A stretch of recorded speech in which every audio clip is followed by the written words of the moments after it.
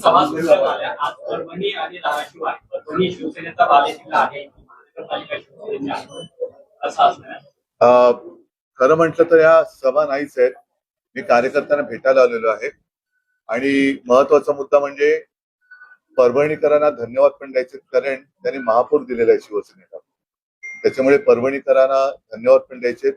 आणि त्याच सोबतीनं तुम्ही बघत असाल की कालपासून ज्या माझ्या कार्यकर्त्यांच्या बैठका झाल्या त्यात मी कार्यकर्त्यांची आणि लोकसभेला ज्यांनी शिवसेनेच्या महाविकास आघाडीच्या खासदारांना मतदान करून विजयी केलं होतं त्या सगळ्यांची क्षमा मागण्यासाठी आलेलो.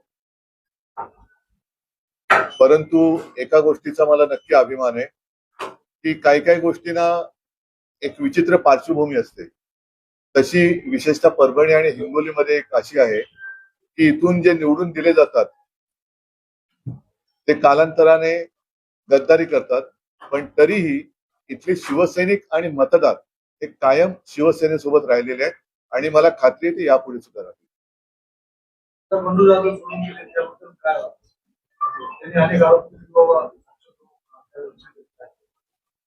लक्ष दिलं असतं ना तर त्यांच्या बऱ्याच भानगडी कळल्या असत्या. दरवेळेस खासदार गद्दारीतून जातात, परभणीकर त्यांना मतदान करतात. पुढे शिवसेना याविषयी काही ठोस पाऊल उचलणार आहे? आता मुद्दा काय आहे ते की हे वरवरचं जे तुम्ही म्हणता ही उपाययोजना वरवर करून नाही चालणार. गद्दारीच्या मुळावर गाव घातला पाहिजे. आणि जे गद्दार शिरोमणी बसले तिकडे मुंबईत निंदे सेना, त्यांचे सगळे उमेदवार लोकांनी ठरवून आता पाडले पाहिजेत. आणि गद्दारीची कीड ही महाराष्ट्र पोखरते. त्या किडीला वेळेत जर का आपण चिरडलं नाही तर मग महाराष्ट्र वाचणार नाही, देश वाचणार. मागच्या वेळेस सभेच्या वेळेस मला आता थोडं बैठकीत बोलायला ठेवा ना मुद्दे शिल्लक. सभेमध्ये शपथ घेतली होती साहेब, तुम्हाला सोडणार नाही, तरी त्यांनी सोडलं.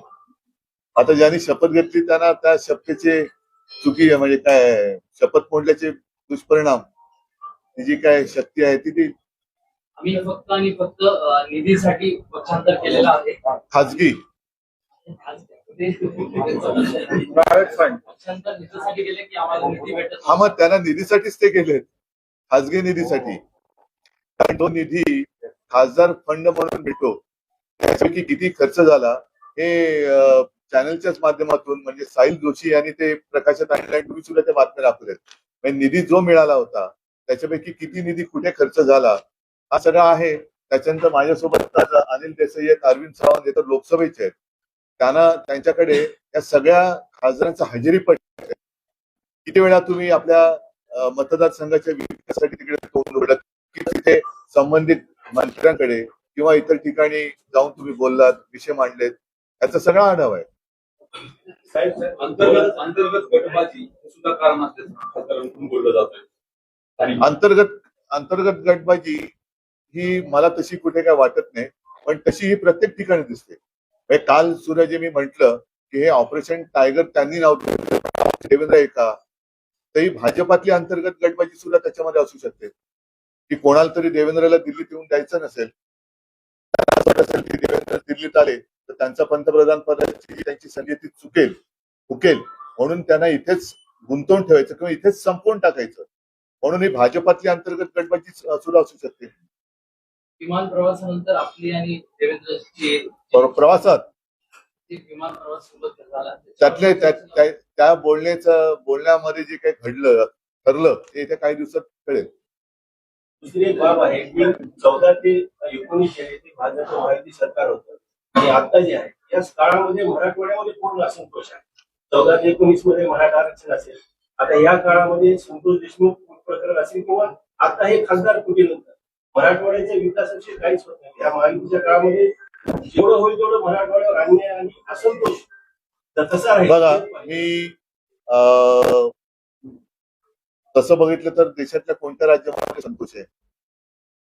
कोणत्याच राज्यात नाहीये.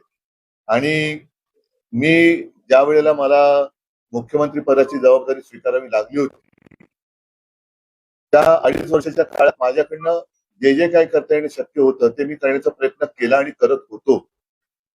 दुर्दैवाने सरकार पाडलं गेलं गद्दारी करून, कारण मी असं मी म्हणेन की आमचं सरकार चांगलं काम करत होतं, ते यानं बघवलं नाही. कारण ह्यांचं कसं आहे की लोकांना झुंजवत ठेवायचं, मराठेतर करायचं, जातीपातीत संघर्ष निर्माण करायचा आणि सुखनेव सत्ता भोगायची, हे या महायुतीचं आता सत्ता भोगण्यामागचं गुपित आहे. आणि म्हणून तुम्ही पाहत असाल की आज पेपर फुटतायत, मंत्री फुटताय, आपलं खासदार फुटतायत, सगळं फुटाफुटीच चाललेली आहे. पण कोणी कोणाकडे बघायला तयार नाहीये. तिकडे जंतर मंतरला सगळे तरुण जमतायत, जमलेत. राज्यामध्ये आता काल सुद्धा टीईटीचा पेपर फुटलेला आहे. सगळं म्हणजे कोण अंधाधुंद चाललेली आहे. कोणी तसा आनंदी या राज्यात दिसत नाहीये. राम मंदिर मधून जी काही रक्कम चोरी गेली त्यानंतर देखील सरकारमध्ये सिरियस दिसत नाही. कारण तो त्याने धंदा केला. म्हणजे त्यांनी, मी दुर्दैवाने हा शब्द सारखा वापरेन कदाचित, कारण परिस्थितीच तशी आलेली आहे की प्रभू श्रीराम, राम मंदिर हे आमच्या सगळ्यांचं आणि आपल्या सगळ्या हिंदूंचं एक श्रद्धास्थान आहे. तिकडे यांनी मंदिर नाही तर मग मी असं नाईलाजाने म्हणेन दुकान उघडले की काय, की रामाच्या नावाने यांनी काय धंदा सुरू केलाय की काय. कारण अनेक जणांनी त्याच्या मागे कारसेवकांचे बळी गेलेले आहेत, जीव दिलेले आहेत. अनेकांना तिकडे बेसुमार लाठीमार वगैरे झाला होता, गोधरा हत्याकांड झालं, अहमदाबाद झालं. हे सगळं जे काय घडलं ते कशासाठी घडलं, तर तिकडे एक पवित्र राम मंदिर उभं राहावं, प्रभू श्रीरामचंद्राची जी जन्मभूमी आहे तिकडे अभिमान वाटावा असं मंदिर उभं राहावं. पण त्या मंदिराच्या आडून जे काहींचे धंदे चाललेत ते अत्यंत घृणास्पद आहे. आणि मला असं वाटतं की मंदिर वही बनाएंगे, आता त्याचा अर्थ कळतोय की कशासाठी यांना मंदिर बनवायचं होतं. आम्हाला ते श्रद्धेसाठी बनवायचं होतं. आणि काल सुद्धा मी त्याचा ओझरचा उल्लेख केला की स्वतः शिवसेना प्रमुखांनी सुद्धा दौरे केले. ते शिलापूजन संभाजीनगरमध्ये केलेलं मराठवाड्यात, तेव्हा प्रमोद महाजन सोबत होते, इतर सगळे सोबत होते. एक भारावलेला तो काळ होता. त्याच्यानंतर 92-93 साल हे जे काय घडलं, मुंबईमध्ये दंगली घडल्या, बॉम्बस्फोट झाले, हे सगळं लोकांनी का भोगलं, मग कशासाठी भोगलं होतं. तर हे सगळे हिंदू विसरू शकत नाही. आणि ही हिंदुत्वाची गद्दारी आहे. मी सातत्याने जे सांगतोय की नुसती ही तर वरवरची झाली, आमदार खासदार फोडणं ही गद्दारी, त्याचा फडशा काय पाडायचं तो मतदार पाडतील. पण राम मंदिरामधनं जे काय दानपेटीतनं किंवा इतर काही जी काही चोरी चालल्या त्याचे जे काही मामले उघडकीस येत आहेत ते बघितल्यानंतर ही हिंदूंशी केलेली गद्दारी आहे, हिंदुत्वाशी केलेली गद्दारी आहे. नीट परीक्षेचा पेपर फुटला, त्यानंतर आता नीटचा पेपर फुटल्यानंतर, ऐका, नीटचा पेपर फुटल्यानंतर केंद्रस्थान कुठे होतं? महाराष्ट्रामध्ये. म्हणजे लाजिरवाणी गोष्ट आहे, लाजिरवाणी गोष्ट आहे. आणि हे सगळेच्या सगळे जे पकडले गेले ते जे काही मी तुमच्याच माध्यमातून ऐकलं, पाहिलं, वाचलं, हे कोणत्या परिवाराशी संबंधित होते, काय झालं, त्यांची आता नावं पण कोणाला माहिती नाहीये, नावं पण विसरले. पुढे काय केलं त्यांच्यावरती कारवाई म्हणून काय केलं, नुसतं आतमध्ये टाकले. पण मला 100% माहिती आहे की ते एका विशिष्ट परिवाराशी जर ते संबंधित असतील, जे मी प्रसार माध्यमातून पाहिलं आणि वाचलं, तर हे विनासाहेब बाहेर पडतील आणि पुन्हा हे पेपर फोडायला मोकळे. काल टीईटीचा पेपर तर 1.5 कोटीला विकला जाणार होता, ठाणे जिल्ह्यात फुटला. आता ठाणे जिल्हा काय तुम्ही करणार? कुठे पेपर फुटतायत, मंत्री कुठे आहेत, खासदार फोडतायत. महाविकास आघाडीमध्ये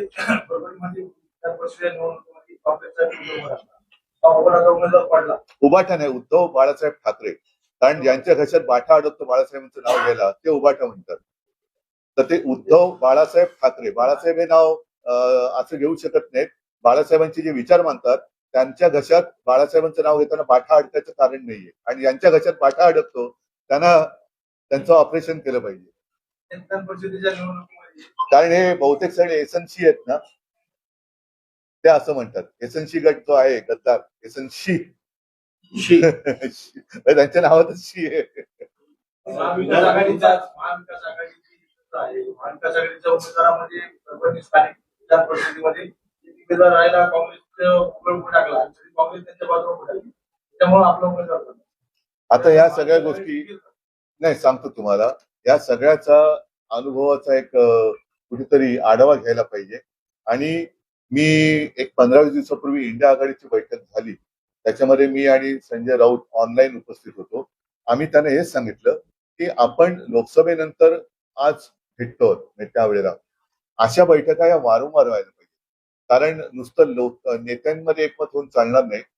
शिवसेना आणि भारतीय जनता पक्षाची जी युती 25-30 वर्षे टिकली होती, ती ज्याला तळागाळातला कार्यकर्ता एकजुटीने उभा राहणं म्हणतात तसं राहिला होता, म्हणून ती युती 25-30 वर्षे टिकली होती. महाविकास आघाडी जर का यापुढे टिकवायची असेल तर ती एकट्या कोणत्याही पक्षाची जबाबदारी नाही, त्यातल्या सर्व घटक पक्षांची जबाबदारी आहे. मग त्याच्यात आम्हीही आलो, काँग्रेस, राष्ट्रवादी सगळेच आले. तर त्यांनी नुसतं नेत्यांनीच नव्हे तर स्थानिक पातळीवर सुद्धा ही एक वाक्यता होणं गरजेचं आहे. तर विमान प्रवासाची चर्चा अजूनही सुरू आहे. काल एकनाथ शिंदे असं म्हणाले की विमानापेक्षा विमान महत्वाचं आहे. असं बेईमान म्हणतोय. देवेंद्र फडणवीस यांना माहिती की उद्धव ठाकरे कसे आहेत. जाऊ दे. आणि तर बेईमान कसं आहे ते पण माहिती. जो शिवसेनेशी इमान राखू शकत नाही तो देवेंद्र फडणवीसाची पण राखणार नाही हे त्यांना माहिती आहे. आता झालेल्या विधान परिषद निवडणुकीमध्ये जरी काँग्रेस विरोधात असली तरी देखील आमदार राहुल पाटील यांनी जुळाजुळ केली होती. पण ऐनवेळी खासदार जाधव यांनी काही मतं वळवल्याची चर्चा आहे. त्यामुळे आपल्याच उमेदवाराला आपल्याच पक्षात आता चर्चा म्हणजे काय ते सिद्धच झालं ना. सर तुम्ही दिलेली कर्जमाफी आणि या सर्वांच्या आपण दिलेली आपल्या सरकारने दिलेली कर्जमाफी आणि आता यांनी दिलेली कर्ज पहिलं म्हणजे शब्दात फरक आहे. मी कर्जमुक्ती दिली होती आणि कर्जमाफी म्हटलंय, कारण मी माफी शब्द शेतकऱ्यांसाठी वापरू शकत नाही. माफी ही गुन्हेगाराला दिली जाते, शेतकऱ्याला नाही. शेतकरी हा आपला अन्नदाता आहे, त्याच्यामुळे त्याचं जे एक ऋण आहे आपल्यावर त्यातून आपण मुक्त होऊ शकत नाही. या भावनेतनं मी केलेली ती कर्जमुक्ती होती. आणि मला माहिती आहे की संपूर्ण काही मी समाधान कोणीच देऊ शकत नाही, पण कोणती अट शर्त वगैरे न टाकता ज्यांचं थकीत कर्ज 2 लाखापर्यंत पीक कर्ज होतं त्या सगळ्यांना मी कर्जमुक्त केलं होतं. आपण सगळे त्याला साक्ष आहात.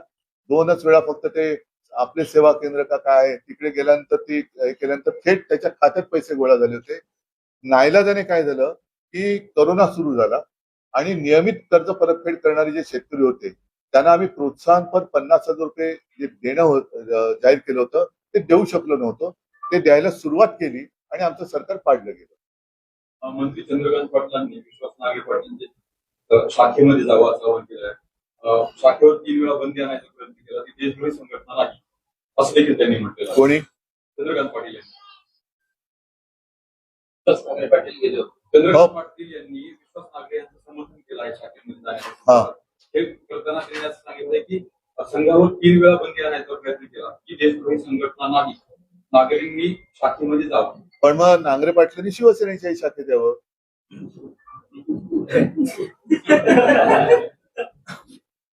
वल्लभभाई पटेलांनी बंदी आणली होती. वल्लभभाई पटेलांनी आणली होती, इंदिरा गांधींनी बंदी आणली होती. वल्लभभाई पटेल महत्वाचे. चंद्रकांत पाटीलांना इतिहास थोडासा सांगावा लागेल. आणि ज्या सरदार वल्लभभाई पटेलांना हे म्हणतात की सरदार वल्लभभाई पटेलच पंतप्रधान हवे होते, खरंच हवे होते, कारण त्यांनी संघावरती बंदी घातली होती. निकटवर्ती होते. हो ना. काय संदेश देणार? काय संदेश द्यायचा? आता मतदार संदेश देतील, मी काय देणार. चला धन्यवाद. हा जय महाराज. बातमीमध्ये अनेक वर्षांपासून छत्रपती शिवाजी महाराजांचा पुतळा उभारण्याची मागणी होती. आता जे नवनिर्वाचित आमदार झालेले आहेत त्यांनी काल मध्यरात्री विना परवानगी पुतळा बसवला आहे. तुमचा दौरा आहे त्या पार्श्वभूमीवर लक्ष दुसरीकडे केंद्रित करण्यासाठी तो प्रकार केला असं देखील म्हणलं जातंय. नाही, मला नाही वाटत काय होईल लक्षात. चला धन्यवाद. Smart kids pre school admission are open. Season 2026-27 nursery LKG UKG. Roshni foundation institute building near master cafe दरगाह रोड परभनी. आज ही अपने बच्चे के भविष्य के लिए स्मार्ट किड्स प्री स्कूल में अपने बच्चे का एडमिशन कराएं. अगर आप अपने बच्चे को IAS IPS IAS doctor engineer या बेस्ट पॉलिटिशियन बनाना चाहते हैं तो ऐसी सूरत में आपने स्मार्ट किड्स प्री स्कूल में आज ही अपने बच्चे का एडमिशन कराना जरूरी है. एडमिशन के लिए कॉल कीजिए 9518974927 7083692781. आपके बच्चों के बेस्ट भविष्य के लिए smart kids pre school, Roshni foundation institute building near master cafe दरगाह रोड परभनी. 8, 9, 10, 12 तक बहुत सारे बड़े बड़े क्लासेस मिलेंगे आपको. अस्सलाम वालेकुम, मैं हूं शेख कलीम. अपना असेन कोचिंग क्लासेस माशाअल्लाह दरगाह रोड पर पिछले 15 सालों से बहुत बेहतरीन चलता है और स्टैंडर्ड 1st to 8th के लिए ही हमारा स्पेशल है. 8, 9, 10, 12th तक बहुत सारे बड़े बड़े क्लासेस मिलेंगे आपको, लेकिन जो प्राइमरी सेक्शन में बच्चों का जो बेसिक पढ़ाने वाले हैं उसके क्लासेस बहुत कम है। और माशाल्लाह हमारा ऐसा है कि एक बार बच्चा हमारे पास पढ़ने को आएगा तो अल्हम्दुलिल्लाह अल्लाह का शुक्र है कि वो बच्चा क्लास में पहले नंबर से ही पास होगा। वीकली टेस्ट भी होते हैं हमारे पास, बच्चों को पूरा गाइडेंस भी किया जाता है और मिनिमम 10 बच्चे ही हमारे पास क्लास में रहते हैं। अल्हम्दुलिल्लाह जो भी बच्चे आए वो हमारे पास से आने के बाद स्कूल में फर्स्ट नंबर से पास होते हैं। तो हमारा जो क्लास है असेन कोचिंग क्लासेस, आजम चौक, दरगाह रोड पर बनी, जावेद किराना के एकदम बाजू में ही है और मेन रोड पर ही है। अल्हम्दुलिल्लाह जिस किसी को अगर ज्वाइन होना है तो 1st to 8th के लिए क्लासेस अभी 22 जून से शुरू हो रहे हैं, तो जिन लोगों को आना है वो भेज सकते हैं। ओके दोस्तों, थैंक यू, अल्लाह हाफिज। एसके फर्नीचर लेकर आया है ओरिजिनल सागवान का सोफा सेट, पलंग, शोकेश, अलमारी, दरवाजे, चौखट और भी बहुत कुछ। एसके फर्नीचर पर सभी प्रकार के फर्नीचर्स अवेलेबल है। हमने हमारे शोरूम की लोकेशन दरगाह रोड से बदलकर जाम रोड केनाल के पास की है। आप एसके फर्नीचर में आए और अपने पसंद का फर्नीचर खरीद के अपने घर की रौनक को बढ़ाएं। और हाँ, एसके फर्नीचर पर आप किसी भी फर्नीचर को अपने हिसाब से कस्टमाइज कर सकते हैं। हमारे पास सागवान कट साइज इंडियन टेक माल कटिंग करा हुआ मिलेगा या फिर ऑर्डर के हिसाब से भी कटवा कर मिलेगा। हमारा पत्ता जाम रोड केनॉल के पास, मोबाइल नंबर 9420033825 या फिर 9923257259। महबूब पार्क फंक्शन हॉल, मनसब नगर, जाम पारवा गेट, दरगाह रोड, परभणी। शादी हो या एंगेजमेंट, चिल्ला हो या जुमागी, मीटिंग हो या फिर कुछ और, परभणी में तो भैया सिर्फ एक ही नाम, महबूब पार्क फंक्शन हॉल, मनसब नगर, जाम पारवा गेट, दरगाह रोड, परभणी। बुकिंग शुरू है। Mobile number 9960569383, 8421903333। इसके साथ ही 9822829035। हाजी महबूब अंसारी। याद रहे, आप हर तरह के प्रोग्राम हमारे फंक्शन हॉल में मनाएं। आज ही अपने प्रोग्राम की बुकिंग करें। परभणी शहर का खूबसूरत रिश्ता मैरिज ब्यूरो, अल्फाइज मेडिकल के पास, एक मीनार मस्जिद के करीब, दरगाह रोड, परभणी। सैयद जावेद हाशमी साहब, जिनका मोबाइल नंबर 9860711237, उसी के साथ में रेहाना परवीन बाजी, मोबाइल नंबर 9970185683। इन लोगों से आप रिश्ते के ताल्लुक से मालूमात ले सकते हैं। अगर आप भी अपने लड़के के लिए लड़की देख रहे हैं या लड़की के लिए लड़का देख रहे हैं तो ऐसी सूरत में परभणी शहर के खूबसूरत रिश्ता मैरिज ब्यूरो से संपर्क करें। इनका मोबाइल नंबर दिया हुआ है। अगर doctors, engineers, lecturers, teachers, nurse, politicians जैसे आपको अगर रिश्तों की जरूरत है तो ऐसी सूरत में आप खूबसूरत रिश्ता मैरिज ब्यूरो के ऑफिस पर आकर कांटेक्ट कर सकते हैं।